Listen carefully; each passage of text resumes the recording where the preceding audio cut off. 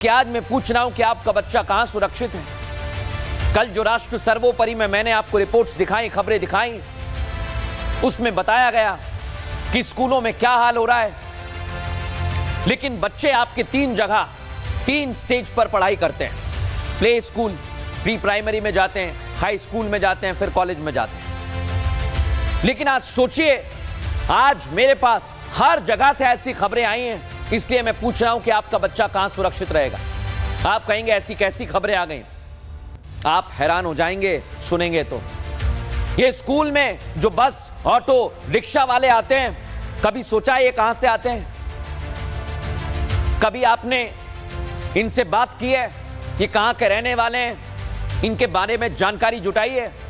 या फिर आप बैग टांग कर खड़े रहते हैं, गाड़ी आती है, बस, रिक्शा, ऑटो, और आप अपने बच्चे को बिठाकर वापस चले जाते हैं?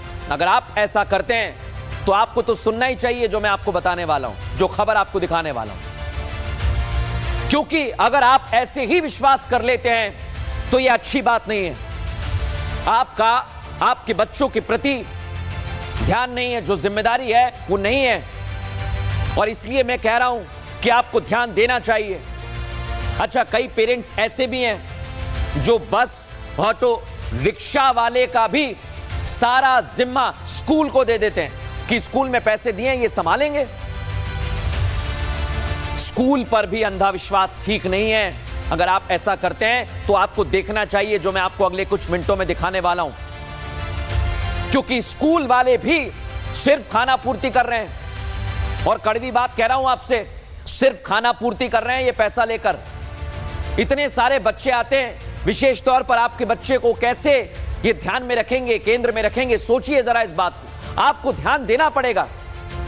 क्योंकि आज जो केस सामने आया, लग रहा था कि स्कूल इस मामले में साथ देगा, लेकिन वो तो इस मामले को दबाने में लग गया है। और सिर्फ मामले को दबा नहीं रहा है, वो अपनी जिम्मेदारी से भाग रहा है।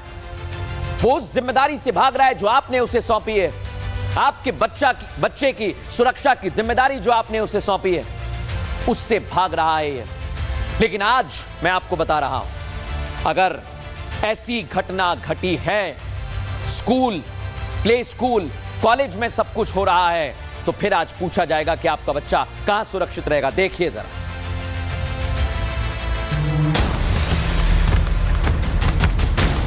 स्कूल से भी हमसे कहा गया कि आप कोई कंप्लेन ना करिएगा।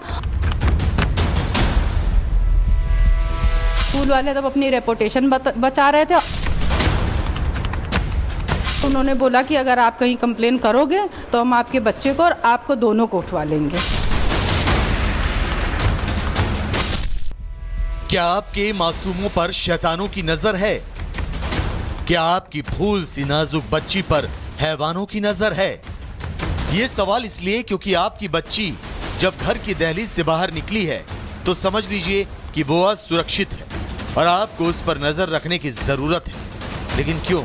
तो सोचिए, जब सुबह आपकी बच्ची को स्कूल वैन लेने आती है, आप कितना खुश होते हैं। सुबह तैयार होकर बच्ची को स्कूल भेजते हैं।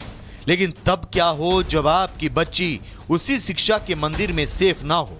तब क्या हो जब उसी स्कूल वैन में कोई दरिंदा बैठकर आपकी बच्ची को लेने आ जाए? राष्ट्रहित सर्वोपरि में चुन चुन कर उन दरिंदों का हिसाब करेंगे। आपको आगाह कर रहे हैं कि सावधान हो जाइए, क्योंकि आपकी बच्चियों पर शैतानों की नजर है। अगर अभी भी आपको समझ में नहीं आ रहा है तो इन 3 तस्वीरों को ध्यान से देख लीजिए। ये शिक्षा के 3 पायदान हैं और तीनों जगहों पर आपका बच्चा सेफ नहीं है। प्ले स्कूल, फिर स्कूल और फिर कॉलेज। बच्चे की उम्र के हर पड़ाव पर कोई ना कोई हैवान बैठा है और उसकी आपके बच्चे पर काली नजर है। तो सबसे पहले लखनऊ की पूरी खबर जान लीजिए। लखनऊ के इंदिरापुरम में स्कूल वैन में बच्ची से रेप हुआ।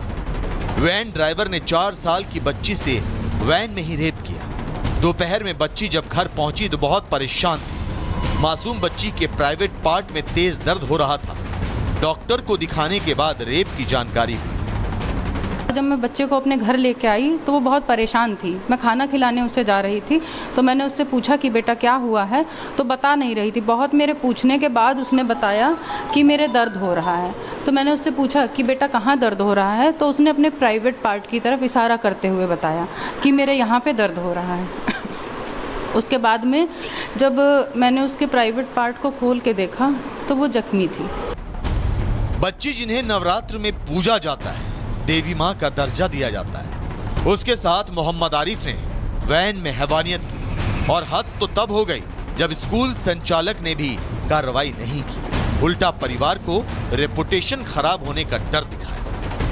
तो स्कूल में मुझसे ये कहा गया कि आपका बच्चा छोटा है, उसका भी भविष्य खराब हो जाएगा अगर हम उसका नाम लाएंगे, और हमारे स्कूल की भी रेपुटेशन खराब होगी।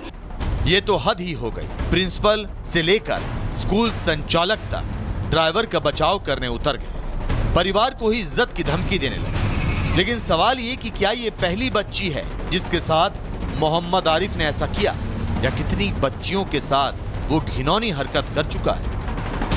राष्ट्रहित सर्वोपरि में सबसे बड़ा सवाल ये कि हमारी बच्चियों के साथ ऐसा कब तक होता रहेगा। पुलिस अपना काम करती रहेगी, लेकिन आपको सावधान रहने की जरूरत है। क्या आज मैं पूछ रहा हूं कि आपका बच्चा कहां सुरक्षित है?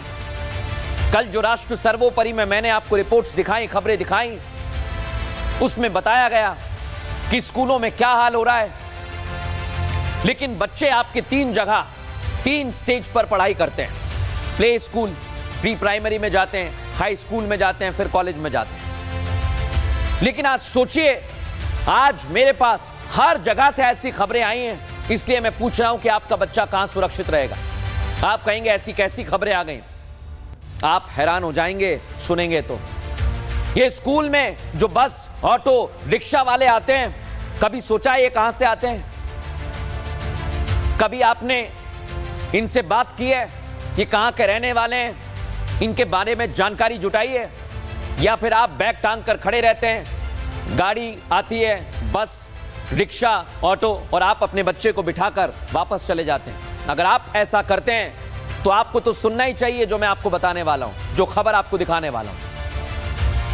क्योंकि अगर आप ऐसे ही विश्वास कर लेते हैं तो यह अच्छी बात नहीं है। आपके बच्चों के प्रति ध्यान नहीं है, जो जिम्मेदारी है वो नहीं है, और इसलिए मैं कह रहा हूं कि आपको ध्यान देना चाहिए। अच्छा, कई पेरेंट्स ऐसे भी हैं जो बस, ऑटो, रिक्शा वाले का भी सारा जिम्मा स्कूल को दे देते हैं कि स्कूल में पैसे दिए ये संभालेंगे। स्कूल पर भी अंधविश्वास ठीक नहीं है। अगर आप ऐसा करते हैं तो आपको देखना चाहिए जो मैं आपको अगले कुछ मिनटों में दिखाने वाला हूं। क्योंकि स्कूल वाले भी सिर्फ खाना पूर्ति कर रहे हैं, और कड़वी बात कह रहा हूं आपसे, सिर्फ खाना पूर्ति कर रहे हैं ये पैसा लेकर। इतने सारे बच्चे आते हैं, विशेष तौर पर आपके बच्चे को कैसे ये ध्यान में रखेंगे, केंद्र में रखेंगे? सोचिए जरा इस बात को, आपको ध्यान देना पड़ेगा। क्योंकि आज जो केस सामने आया, लग रहा था कि स्कूल इस मामले में साथ देगा, लेकिन वो तो इस मामले को दबाने में लग गया है। और सिर्फ मामले को दबा नहीं रहा है, वो अपनी जिम्मेदारी से भाग रहा है। वो उस जिम्मेदारी से भाग रहा है जो आपने उसे सौंपी है, आपके बच्चे की सुरक्षा।